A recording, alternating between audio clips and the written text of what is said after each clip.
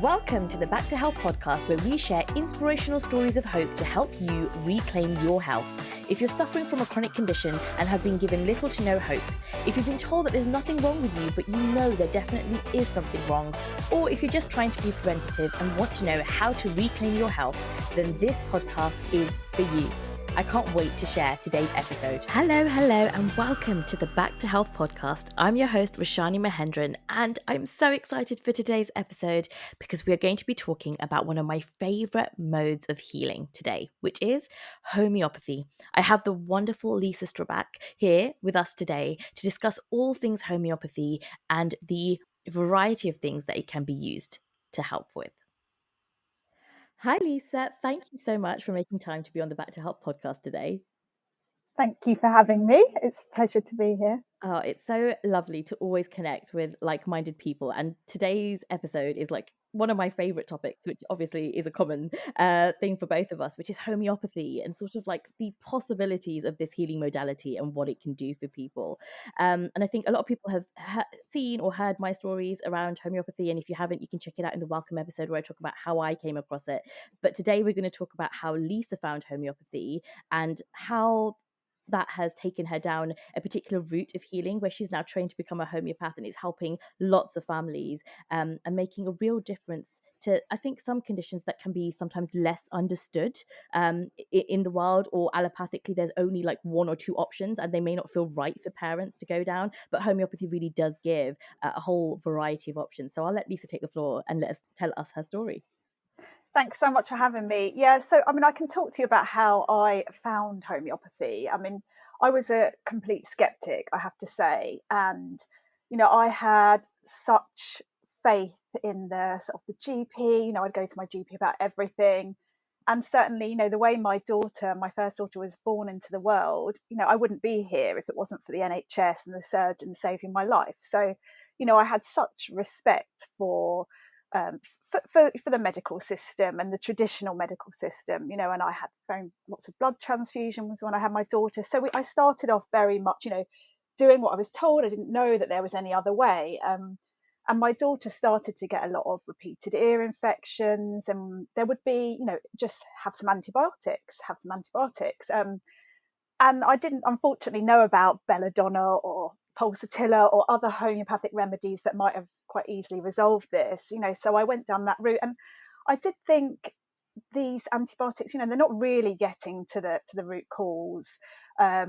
She was dairy intolerant as well, and we were told time and time again by the dietitian, you must get her back on the milk ladder. Start off getting. It's really important she has dairy. And I'd say, well, every time she has some dairy, I notice that she gets another ear infection. Could they be related? Yeah. And I was told, oh no, there's no correlation at all.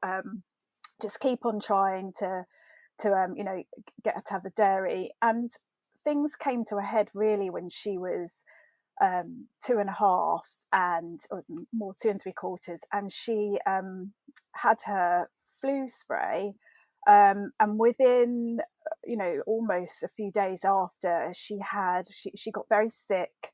She had a very severe reaction to it, and after that, sort of to fast forward, what had happened, we found out, was that it had basically overstimulated her immune system, and it meant that when she got an infection, she didn't her body couldn't recognize that she would get an infection, and instead it would sort of inflame part of her brain.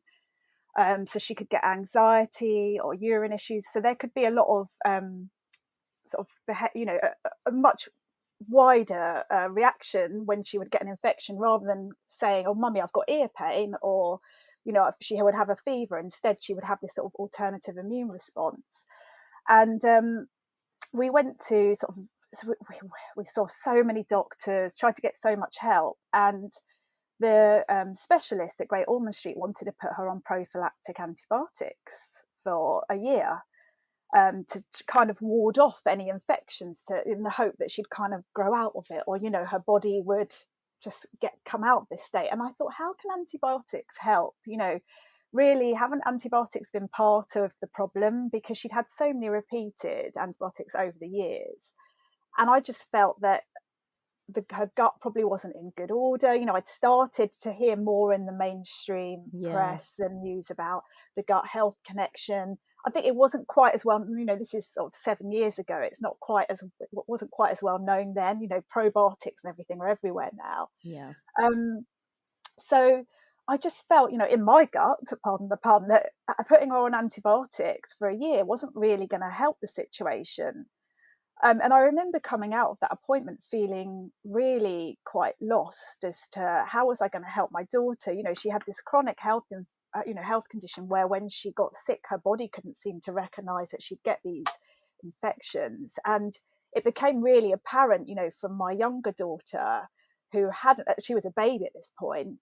I could see the two of them both get sick, you know, my elder daughter and my younger 6 month old. And my 6 month old baby would just throw a high fever and recover, and my older one would just get these lingering illnesses. So I just thought, I needed to search something for something else. And I kind of just started exploring everything, you know, reading as much as I could. I thought, you're kind of on your own here. You know, you're going to have to help find a way. If you're not going to give her antibiotics for a year, you really do have to research and find your own answer.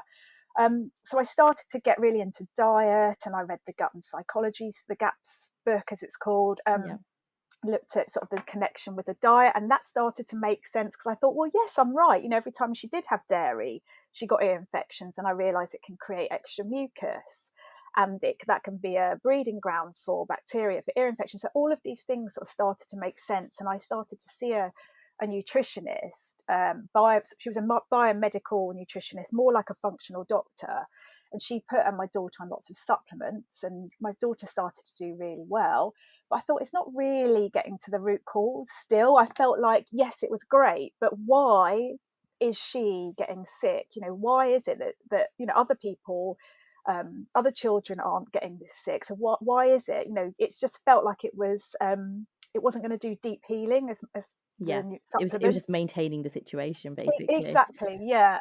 Stopping the dam from bursting, but not really building the building the or resolving the issue in the first place. Yeah. So I started absorbing knowledge from all over the place, and so people were like, you know, once I opened up, people were like, oh, have you read this book? So I read Toxic World, Toxic People, which was a great book, and it had a chapter written by Dr. Jane Donegan in it. She was a homeopath as well, and I got in touch with her and I said, you know, this is my daughter, will you be able to help? And she said, yes, but come on a 1 day course that I run, and it's all about child health. And we went on this course, and it was mind blowing. She basically talked about toxic overload and how kids can get sick, and once they reach this level of toxicity, and she said, you'll see it because they'll get the dark under the eyes, which is what my daughter had. They'll look quite pale. It's where they're just not able to detoxify, and they get to this stage, you know, through things like lack of sleep or poor diet, but also things like antibiotics overuse, giving them cowpole, suppressing diseases. She basically explained how, you know, it can be good when kids get sick because they get a chance to clear out the toxins. And it just was like light bulb moment of, oh my God, we've done everything wrong. You know, like every time she got ill, we gave her antibiotics, we gave her Calpol. You know, I thought that that was the right thing to do because that's what my GP told me to do.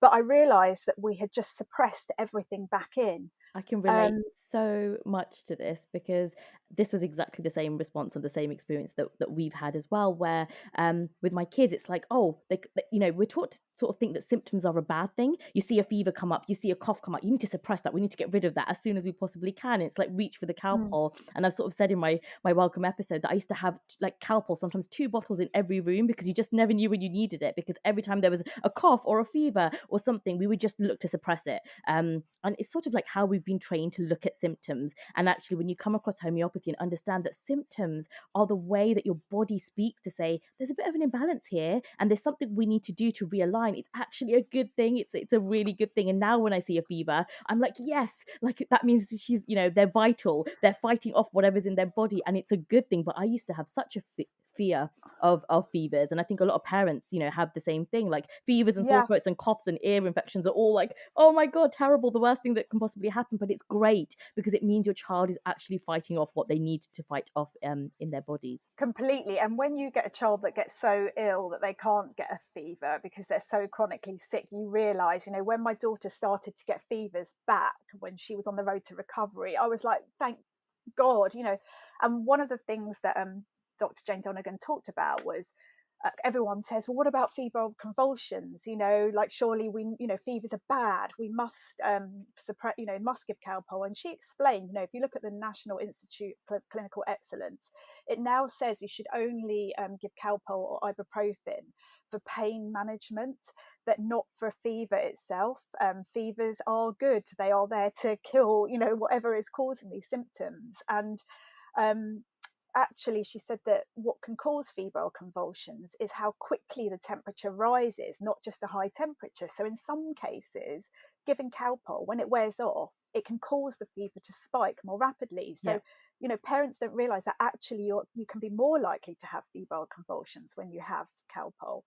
And it was really like mind blowing because I couldn't at that point, I'd use Calpol all the time, and I thought, can you survive parenthood without Calpol? Yeah. There isn't any other way. It feels like, because when your kid's sick, you want to do something, and the only thing that we're sort of told to do is the Calpol. So you kind of feel like I'm being a good parent.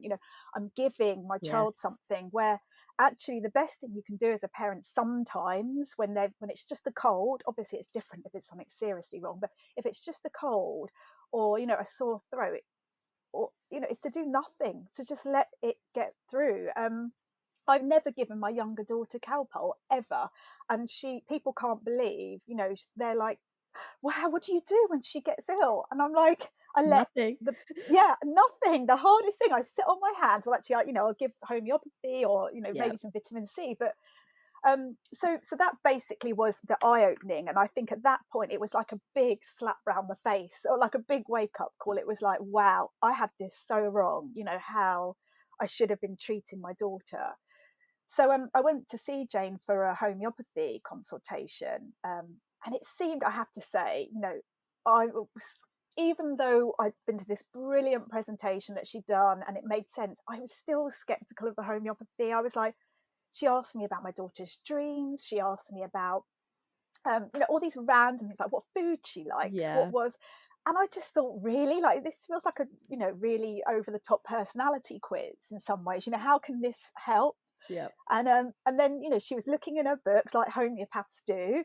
They look up, because they're repertorising and they're looking up different remedies. And I thought, why is she looking up in her book? Like, because it was so different. And this is obviously the thing that I know now, and hopefully my patients will know, is that of course we look up stuff because there's over 4,000 remedies that we could be giving, and we're giving one specifically for you. But again, you go to a doctor, you expect them to know just everything off the top of their head and just go, it's this. So it was a completely different way of doing stuff. And I came out and I was like, that feels like a bit of old twiddle twaddle. I was just like, I'm not sure that I can really buy into this. I want to get my daughter healthy, but I'm not sure about this homeopathy. And I shelved it, actually. I just thought we'll just carry on with the biomed, because that had a, that's based on chemistry Yeah. and how we know, like, it was physical. It just felt more tangible. And then we were going to run some sort of gut tests, and we wanted to get her off the supplements so we could run the gut tests. And even trying to get her off the supplements for a week, she took a massive downward spiral. And I just thought, how are we ever going to get out of this loop? Obviously they hadn't really helped that much, because when we took her off of them, she declined. So it Yeah. wasn't like they'd got to the root cause. And the nutritionist just said, Lisa, just give her the homeopathy. You've got nothing to lose. And so I thought, oh, okay, and I got it out the cupboard and I put it in some water, and I just gave her a drop of water. She didn't even know she was having this remedy.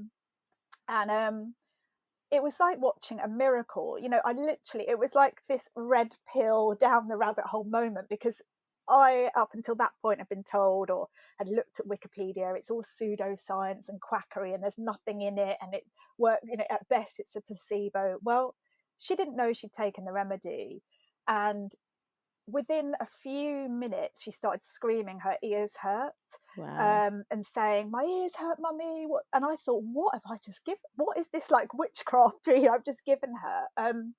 And I realise now it was a return of old symptoms. When we're healing, we can get old symptoms. I mean, I think this is not to put anyone off homeopathy, because I think this was very extreme, and my daughter's very sensitive. But she started saying her ears hurt, and then she started, and that passed very quickly. I'd say that passed within a few hours. Um, and then she started getting rashes everywhere, and it was like the sickness was just drawing out of her, Hmm. and there were all sorts of rashes and sort of discharges, and it was like, what? I was just so gobsmacked. I thought, what is this? What is this thing I've given her? How can it couldn't be explained by what I found or read on the internet, on conventional websites. It was Yeah. like, that isn't placebo, because she didn't know she had it. And that isn't, that was a physical reaction. So to tell me there's nothing in it, that didn't cut the mustard for me. I was like, I have to learn more. So that was really the start of her healing journey. And we she just went from strength to strength. And within, I remember, not long after, maybe 6 months after she had started homeopathy, she got ill. She got a tonsillitis, and I thought, this is the opportunity for me to not suppress it, to just get through it without Yes. anything. And I thought, if I can get through this, we can get through anything. And we got through, for the first time, an illness with a fever, but no medication, no antibiotics, just supporting naturally. And it was just the most wonderful experience. And I thought, we can do this, we can get better. And yeah, she's amazing now, and her health is great. She looks healthy, she looks vibrant. She gets ill occasionally, but she gets a high fever and she rests like she should, and then she bounces back within a few days. And that's all I sort of ever wanted, was just her to be able to, when she did get sick, to be able to respond with her immune system appropriately. um It's so fascinating, because like when anyone's skeptical about homeopathy, and I was as well in the beginning, because you're like, what are these little sugar pills and they all look the same, and how does this work? Because when you do read about it, you will just hear like the things you said, they're just pseudoscience, they're just placebo, they don't do anything. But if you've ever taken a homeopathic remedy or seen it actually work, you cannot deny the fact that it does work. And the same happened with my daughter. She was such a restrictive eater, and she had a sort of similar situation where when she was ill, it didn't manifest as a fever anymore or a cough anymore. She had repeated tonsillitis many times, had antibiotics many times. And then now I realize that when my son was ill and he had a cough, it would manifest in her as really restrictive eating, and just being quite low mood, and she'd be quite just like either mm, very upset, very withdrawn within herself, or sometimes she'd be really angry about stuff with no explanation whatsoever. So I could just tell that something's not right here. Like, she is ill, but it's mm, not manifesting as a cough or a fever anymore, and I don't need to go to take her to get antibiotics, but she's not feeling well. And so when I first came across homeopathy, I didn't even know much about it. I sort of just like, how else can I deal with this? Like, what are the other natural ways to do it? Came across a homeopath, and I just sort of trusted and said, right, I'm just going to speak to her. And even when she said, I'm going to send you mm, the remedies in the post, I didn't know what to expect. I didn't know what was coming. I was just like, okay, you send me the mm, remedies. We're going to try them. I've got nothing to lose, because I don't know what else to try. I've tried eating well, eating clean. I've tried hypnosis. We've done mindfulness. We've done meditation. Like, I've done all the things I know to try, and it's still not working. So I'll give whatever this is a go. And it was really funny, because we've got this little glass little tube, and it had 3 sugar pills in there. And I was like, what is this? Like, there's no labeling, there's no yeah, like, what is it she sent me? And I sort of opened it up, and because the homeopathic remedies are sort of like preserved in alcohol, it had that just very slight sort of smell of alcohol. And I thought, and then I messaged her saying, "Is there alcohol in this?" And she was like, "Oh, yeah, that's just what we use to preserve it. So maybe as I've made it fresh, there may be a little sort of lingering." I was like, "Am I allowed to give this to my child?" And she was like, "Yep, it's totally fine. If you want, you can just dilute it in water and give it to her like that, or you can put it straight into the mouth." And I was like, "Oh, I don't know what this. Like, I don't know what this is. I don't know if I'm okay with this." Um, yeah, but then you look it up again, and you don't really get any reassurance that it is okay to go ahead. So I was like to my husband, what should we do? Do we give it? Do we not? He's like, come on, we have tried everything. And I was really worried about her restrictive eating, because we were literally on plain pasta, plain bread, and plain rice. And she was almost like I don't want to say wasting away, but she was very, very, very thin for her age. And I almost felt like she was getting a bit of muscle deterioration because she just wasn't as strong. She couldn't keep up. She was already the youngest in her class and she's quite small. So I was really worried that she was going to become further and further behind. Her focus was suffering because she was getting headaches all the time. I was trying to slip in supplements into like her juices and her drinks, but she's so sensitive that she could just like, she knew. She's like, Mummy, you put something in there. And I'm like, yeah, but it's good for you. It's to make you healthy because you're not eating properly. And you know, she didn't even like the taste of the supplements. And I didn't really want to go for the synthetic gummy ones because they're not really going to do anything. Like, it had to be proper food grade, proper supplements, but she wasn't having any of it.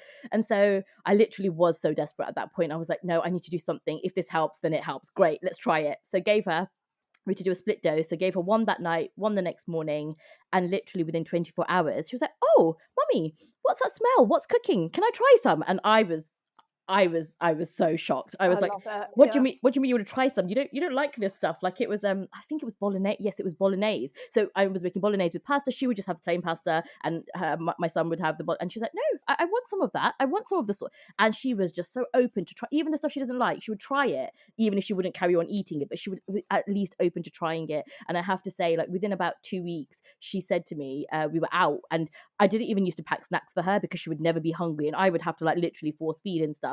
And we were out, and I didn't have any snacks, and she said, "Mummy, I'm hungry," and I literally burst out into tears because I had not heard those Oh. words from her.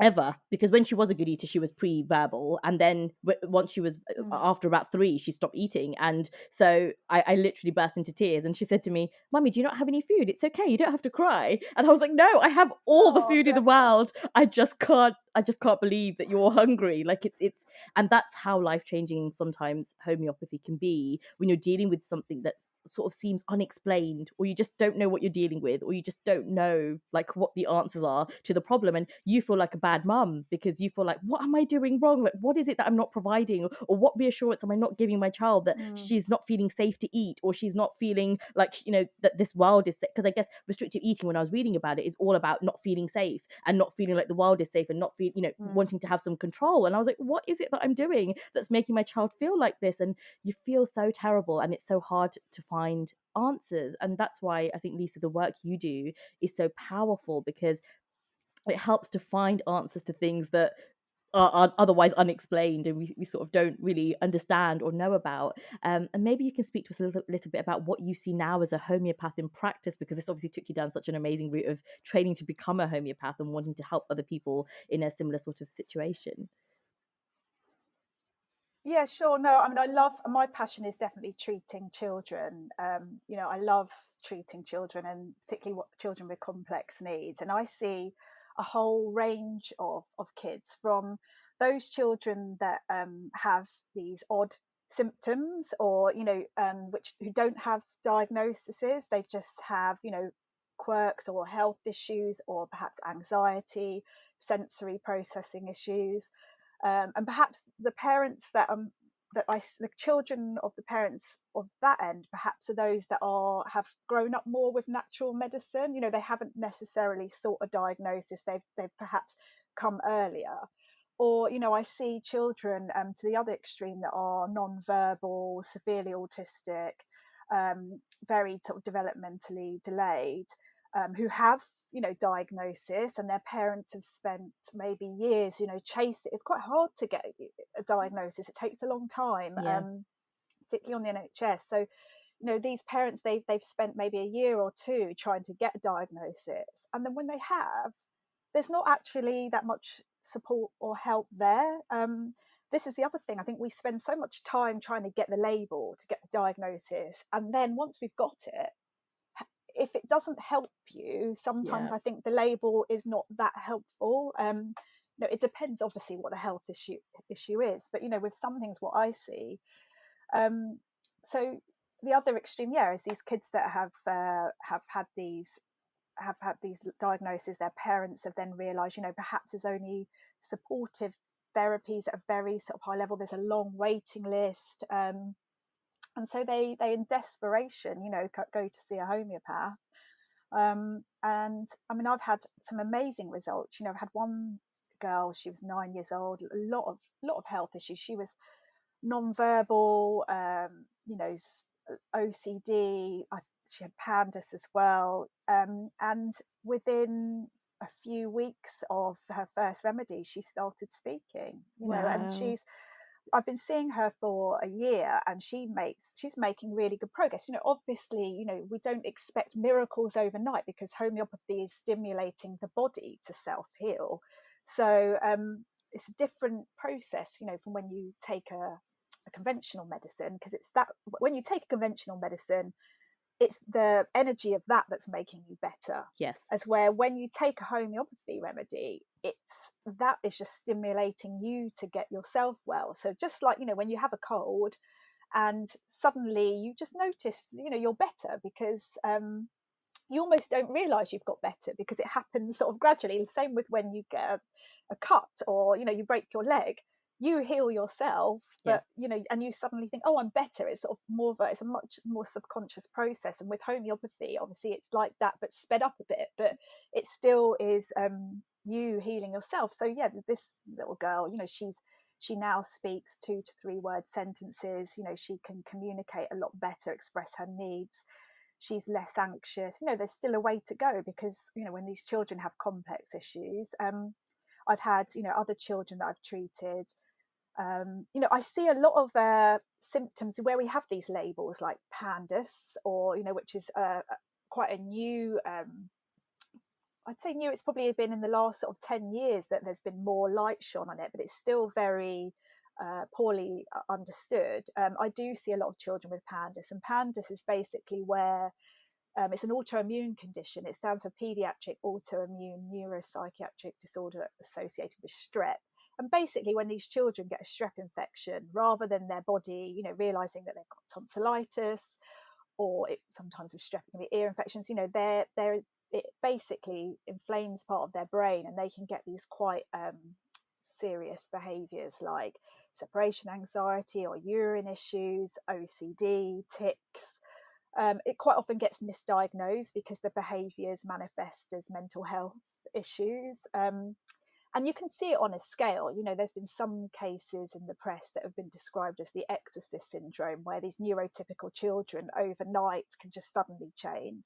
But equally, I see children who, when they get ill, they just get a bit like their bodies don't quite recognize they're ill. They get slight personality change. Perhaps they get more clingy and don't want to go into school. They can have the odd urine accident. They can get a bit more aggressive. It can be more subtle, but I think it's a spectrum. But at the end of the day, it doesn't really matter what the label is or the diagnosis, because homeopathy works beautifully. So I had another child, and he was particularly anxious and wouldn't sleep on his own. Um, Sort of became very withdrawn. It was after one upsetting incident that happened, but it really impacted him, and he didn't want to sleep on his own, didn't want to do all the things he loved. He had one really well chosen constitutional remedy, and just bounced back to his old self. It was absolutely amazing. And I think that's the other thing with homeopathy. It can help resolve emotional trauma. Yeah. Sometimes we can get physical issues come on because we've actually had an emotional shock, and our body can hold on to it. And sometimes that homeopathy can just release that emotional trauma, um, and just sort of get it to nudge you out of that state. Which is And which is such an amazing difference between allopathy and homeopathy, because that really is it. Just two people can come, present with a cough and I don't know, palpitations, for example, but the root cause of why they are both suffering from palpitations and a cough could be completely different to each other. And so the remedies that you would give homeopathically would also be different, because it suits the individual, the particular emotional traumas that they may have been through, and any physical trauma that they may have been through. Whereas allopathically, you go to a GP and you say, I've got these symptoms, and so you're given some medicine, and it's to treat the symptom, not to treat you or what has caused that issue in you. And I think that's where there is really that big difference, where you can go to a doctor and they'll always know what the medicine is, because this symptom equals this medicine almost. Whereas you go to a homeopath and they do Yeah, have to repertorize and look through their books, because there are so many different combinations of the different types of symptoms that you could be dealing with. And that's why they do ask you for things like, what are your favorite foods? Do you feel cold or warm? Do you prefer cold food or hot food? All these weird questions that you think, why do you need yeah. to know all this information? Why do you want to know what I dream about? Why do you want to know, like, if I prefer to be awake in the morning or at night, or all those sorts of like quirky little things? But that's really how the treatment becomes so individualized to the person, because it literally is taking you as a person into account, and how you see the world and how you interact with the world, and how those things affect you as an individual. So I think it really is important to just understand that distinction between the two, because when I first learned that, I was like, wow, it's almost like, Yeah. tailored remedies just for you. Like, you feel very special when you get your remedies because they're chosen just for you. They are. And I think the other thing about homeopathy is how it can go as deep or as light as you want it to. So, some people will use homeopathy more on an acute level, and on that basis, you can get a kit where you have maybe the top 36 remedies, and it might have the top remedies for coughs or colds, and that works slightly more on a conventional basis, because it's kind of treating The the symptom. symptoms Yeah. rather than why are you susceptible to that, why are you getting that in the first place. And then you can see a homeopath, who will treat you constitutionally and give you a deeper remedy for you. But it can go even deeper than that, if you've got inherited tendencies, or if there's even emotional trauma that's been passed down through generations.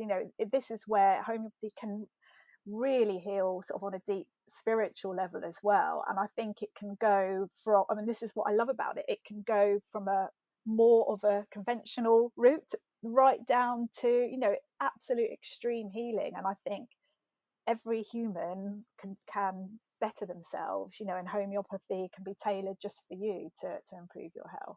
Yeah, and I think there's so much power in that, because we can do everything we can nutritionally to sort of get our health sort of like at the right level. But beyond nutrition, there's always something that I found, especially when I was looking at my health issues, and I tried to clean up everything, and I was just really strict and eating very well. But then there's still unresolved issues that you find within yourself, and sometimes we've got to understand that they may not have been ones that happened in our knowing. So we've sort of brought them with us from generations. It could be something that our Mm, mother passed to us in the womb, or our grandmother experienced, and it sort of like comes down by generations. And so the only way to heal that, and that's why there are those other modalities like hypnosis and regression therapy and all those things, is because mm, not everything is limited to just the experiences we are having right here, right now. And homeopathy has the ability to go from a physical level all the way back, like you said, to a mental, emotional, and spiritual level. So it can sort of clear through all of those energy blocks. So if you're mm. feeling stuck, homeopathy is always a really good place to look, because it can really help unstick some of those issues that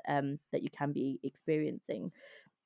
Just coming back to the pandas sort of issues, because I have been reading about that a lot lately, and like you said, it sort of Mm, it varies so much on the spectrum, because it can be really simple tiny things like being sensitive to seams on clothes, or really hating labels, or really being fussy about just very minute things that you just think, oh, that's just something I'm going to have to deal with, and I'm going to have to prepare myself with, versus the other extreme of being super restrictive and behavioral issues and that kind of thing. And like we said, like, we don't like to put labels on things, because everything affects all children differently, and we want to heal the child, not necessarily whatever condition that they are suffering mhm. from. But what are the things that parents can look out for when it comes to this particular issue? Because I just feel like there's not enough information around this in particular, and just to shed some light on what it is. Yeah, yeah, sure. So with pandas, I mean, so for a diagnosis of pandas, you need to have strep in the present. So it needs to be strep, and generally the child will have tics and or OCD. Um, Now, and the age is normally around 3 to sort of pre-teens. But having said that, PANDAS is actually a subset of PANS, and PANS is where it can be any illness that can trigger these behaviours. And actually, there can be many more behaviours associated with PANS. Although the reality is, kids with PANDAS often have these too. So I'll go through some of the symptoms of PANS. So this can be things like aggression, um, massive emotional swings. There can be even sort of hallucinations, or some, it can present as extreme as psychosis. It can be as mild as sensory issues, like you say, seams on socks, separation anxiety, not wanting to go into school suddenly, or not wanting to sleep alone. There can be, I'm just trying to think of the other things, there can be urine issues. Sometimes children will suddenly start having bedwetting or urine accidents. There can be developmental regression in terms of like handwriting can decline or maths abilities. Um, there can be oppositional behaviour. You know, a lot of these things can be can seem a bit like sensory processing disorder or ADHD or autism or oppositional defiance disorder or pathological demand avoidance or Tourette syndrome. You know, there's so much overlap.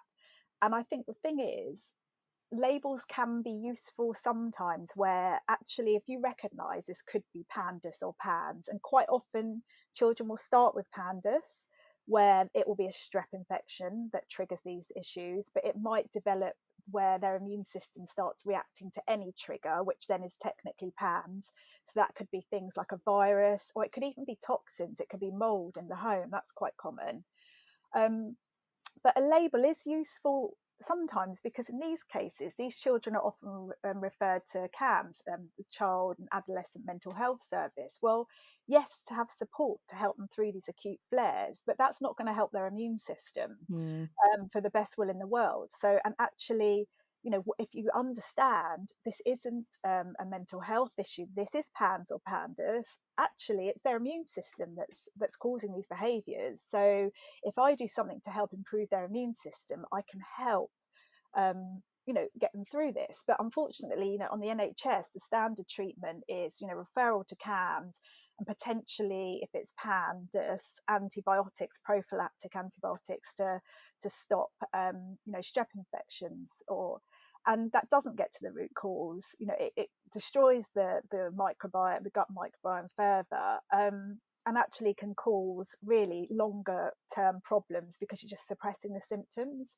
Whereas if, you know, you realize actually my kid's immune system for whatever reason has gone, whatever the trigger may be, what steps can I do to improve their health? You know, homeopathy is one for definite. And then, you know, sometimes there's gut healing that's needed, whether that's temporarily sort of removing inflammatory foods like gluten, dairy, sugar, you know, making it unprocessed.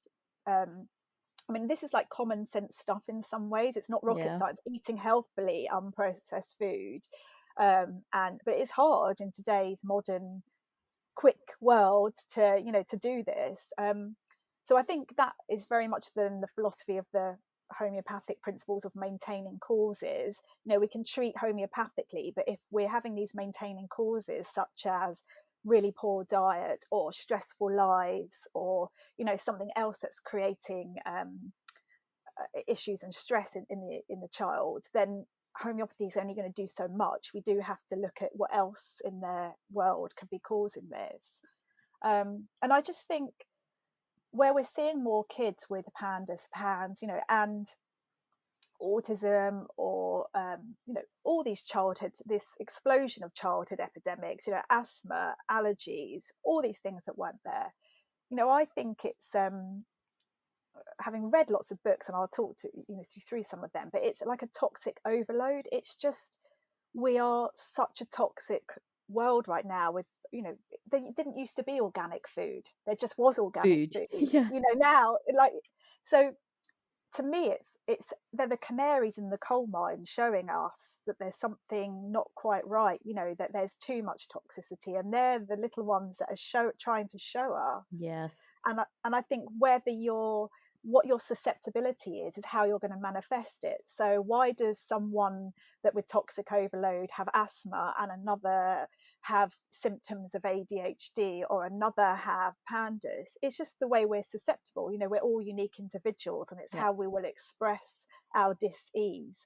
And ultimately our symptoms are trying to tell us something is, you know, listen to my body, listen, I'm trying to tell you something. These symptoms are intelligent, you know, our body's intelligent. And that's what I love about homeopathy, is treats those individual symptoms. You know, it could be that toxicity is the root cause in all of them, but a different remedy will resolve each individual's health issues. Yeah, and this is really important because I did mention this in another episode, but there was a study that was done of the cord blood of newborn babies across different states, and I think this was done in the US, so across various different states in the US, and they measured the cord blood for toxicity, and every single child had at least 50%. So what we're saying is that these children are already born with a toxic Mm, load. So that thing we talked about, bringing trauma or bringing issues from generations, it's like their parents were exposed to toxins when they were younger, and as they've been growing up, and all the chemicals and radiation and everything else that we have in our environments,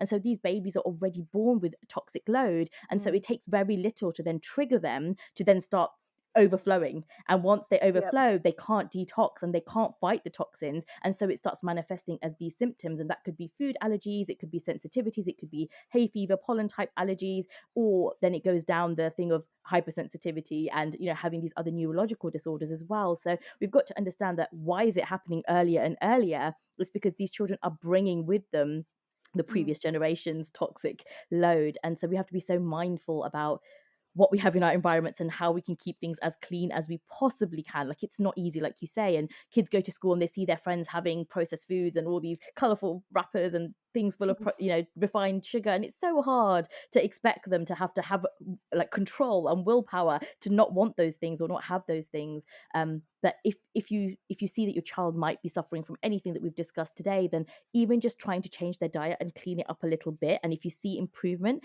that shows you good cause for being able to deal with it in this particular way, I would say. Completely. And there's little, as you say, there's little things you can do. We while we were doing this, gave my daughter Epsom salt baths, and what an amazing, like, just something as simple as that. Yeah. It was amazing because I could just see, they help detoxify, gives them magnesium. And the funny thing is, at that time, both kids shared a bath, and we started doing the Epsom salt bath thing when my youngest was 12 months old, and she really healthy, but she just didn't ever sleep. Well, she slept, but she hadn't slept through the night at all, even at like 13 months. And the first time she started taking these Epsom salt baths, she started sleeping as well. Amazing. So I was like, yes, thank God. So there's other benefits as well. It can benefit everyone, even if you haven't got health issues. Exactly. My youngest daughter benefited. Yeah, definitely. Oh, it's been such a pleasure to just hear everything that you've had to share today, Lisa. Are there any final sort of words of wisdom or anything you'd like to leave the audience with today before we end today's episode? Yeah, do you know what? There's a couple of things. One, I think, if your child does have these sensitivities as well, it's not necessarily a bad thing to be sensitive. Obviously we don't want pathology, but actually I think sensitive individuals, you've got a higher sort of first warning detection alarm Yes, system of, no one really should be eating loads of refined sugar or having loads of toxins in the environment. It's not good for any of us. And if you're sensitive to it, I think actually it's your body just having a higher detection going, get this out my environment. And if you don't necessarily have that sensitivity, and who knows what damage you're doing later on down the line in later life. So that's the first thing. If your child does have these sensitivities, just listen to what they're doing. There's sense a lot of the time to symptoms.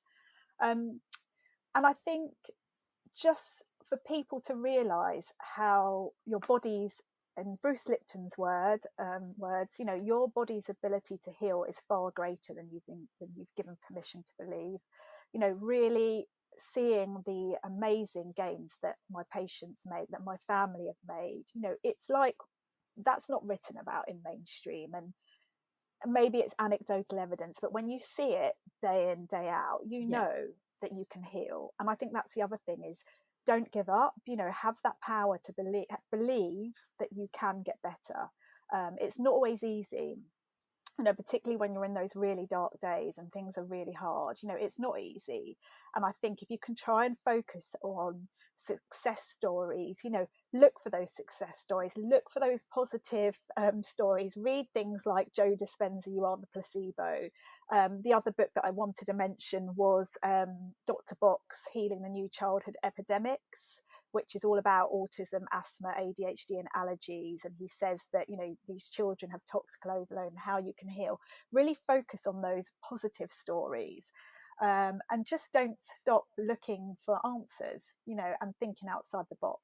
I think that would be my ultimate message. And if homeopathy calls you, definitely check it out, because I don't know where I would be without it. And I say that as a previous skeptic. And I second that. I second that wholeheartedly.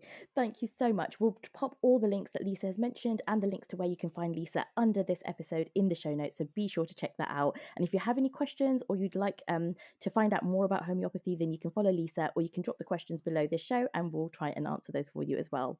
Thank you so much for listening to this episode of the Back to Health podcast. We'll be back with another episode very soon. Take care. Thank you so much for listening to today's episode. If you would like any of the links or the show notes, you can follow them in the description below. And for more episodes of the Back to Health podcast, please be sure to follow us on YouTube, or you can follow us on Spreaker, where we host our podcast.